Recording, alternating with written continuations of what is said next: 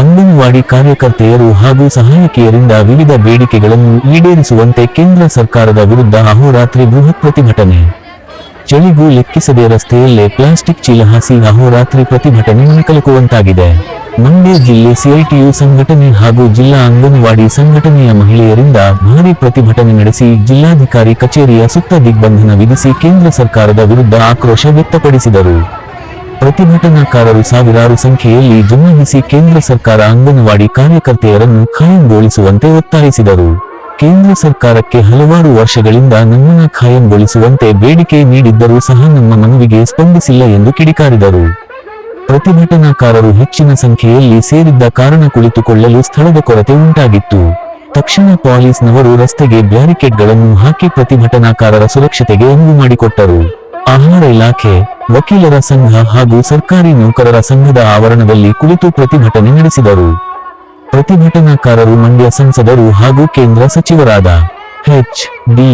ಕುಮಾರಸ್ವಾಮಿ ಪ್ರತಿಭಟನಾ ಸ್ಥಳಕ್ಕೆ ಬಂದು ನಮ್ಮ ಸಮಸ್ಯೆ ಕೇಳಬೇಕು, ಇಲ್ಲದಿದ್ದರೆ ನಿರಂತರವಾಗಿ ದಿನವಿಡೀ ಪ್ರತಿಭಟನೆ ಮಾಡಲಾಗುವುದು ಎಂದು ಸಂಸದರಿಗೆ ಚಾಟಿ ಬೀಸಿದರು.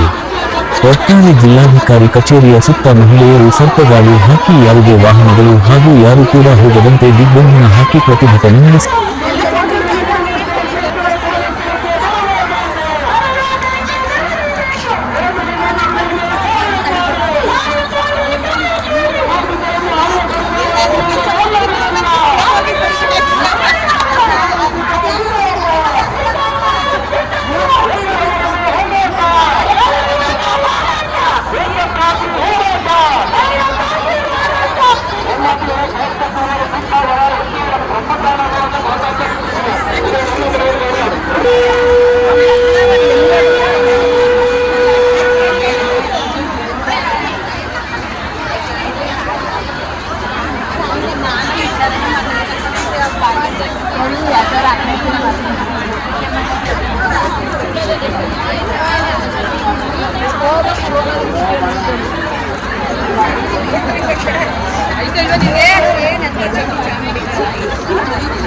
ಹೇಳಿದ್ದು ಮಾತು ಕೇಳಿಲ್ಲ.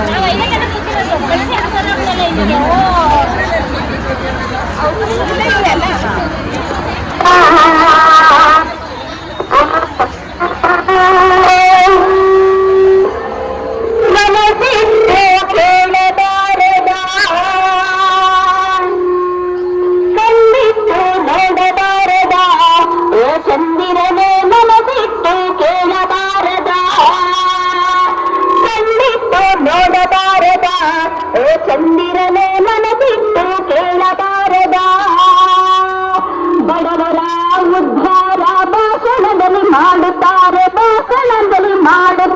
ಬಡವರ ಚಂದಿರನೇ ಭಾಷಣವ ಕುಣಿಯುತ್ತಾರೆ.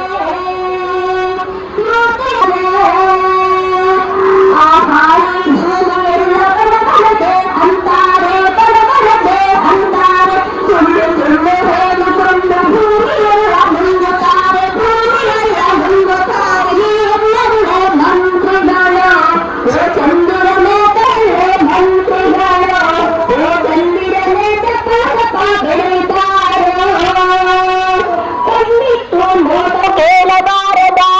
ಹೇಳಿಕೊಂಡು ಕುಡಿವ ಬಡವರನ್ನು ಕುಡುಕರೆಂದು ಹೇಳುತ್ತಾರೆ ತಾನು ಮಾತ್ರ ಕ್ಲಬ್ಬಿನಲ್ಲಿ ಇಸ್ಕಿ ಬಾಂಡಿ ಕುಡಿಯುತ್ತಾರೆ.